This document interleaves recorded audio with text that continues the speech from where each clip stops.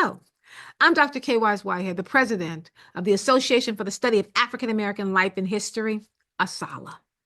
Black History Month 2025, we proclaim it.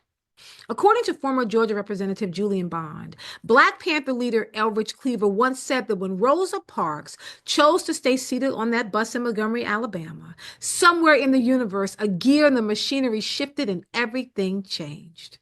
A gear shifting moment.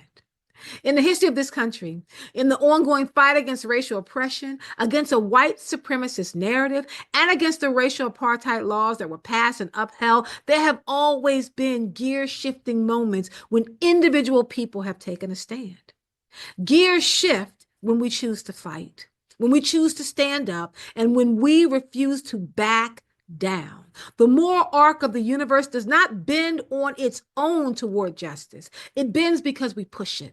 And because we are willing to continue to do it until change actually happens. In 1926, when Dr. Carter G. Woodson, the founder of ASALH, the son of formerly enslaved parents, a former sharecropper and miner, and the second Black person to receive a PhD in history from Harvard University, when he sent out a press release announcing the first Negro History Week, a gear shifted. He chose February because the Black community was already celebrating the historic achievements on the birthdays of Abraham Lincoln and Frederick Douglass. Dr. Woodson did not wait for the celebration of our history to be proclaimed. He proclaimed it. He did not wait for someone to give him permission to celebrate what we have contributed to this country. He celebrated it. Dr. Woodson understood that Black parents had been teaching their children our history since we arrived in this country. Our stories and achievements had been carried by the wind and buried in the soil. It had been whispered as bedtime stories, spoken from the pulpits on Sunday mornings and woven throughout our songs and poems of resistance and survival. America did not have to tell us who we were to this country. We told them. America did not have to tell us that we built this country. Our fingerprints are etched into the stones. America does not have to proclaim Black History Month because we proclaim it. We live in the legacy of Dr. Woodson, and as we have done for 98 years, we will celebrate who we are and all that we have accomplished. We stand at the intersection of the past and the future, and what we do at this moment will determine how the next gear shifts. The 2025 Black History Month theme is African Americans' labor, which focuses on the various and profound ways that work and working of all kinds, free and unfree, skilled and unskilled, vocational and voluntary, intersect with the collective experiences of Black people. We're celebrating our visible labor, from the work we did back then to build the White House, to the work we do right now to hold the White House accountable. From repairing the roads to teaching in our schools, from stocking shelves to packing and unloading trucks, from working in the federal government to our ongoing labor in the state and local offices.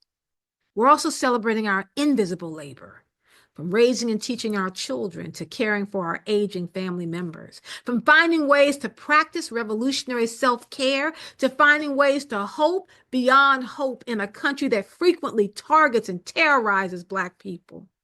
We bear witness to what it means to work hard every day and to get sick and tired of working so hard.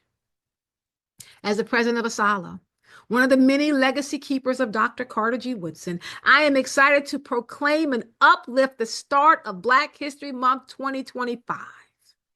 I believe that ASALH is a lighthouse that you do not notice until you need it. When boats are caught in a storm or in the fog, they look for a lighthouse to help guide them safely back to the shore. We have been standing as a lighthouse, proudly proclaiming the importance of Black history and helping people to understand that it is only through the studying of the quilted narrative of our historical journey that we can see the silences, the blind spots, the hypocrisy, and the distortions of American history. We do not celebrate because we are given permission. We celebrate because we are the permission givers. We do not wait for Black History Month to be proclaimed because we are proclaiming it. We do not wait to be seen because we see ourselves. We do not have to be told the story of America because we're writing it. We are telling it. We are owning it, and we are pointing the way to it. We invite you to join with us as we once again celebrate and center the incredible contributions that Black people have made to this beautiful and imperfect nation. Happy Black History Month 2025. We proclaim it.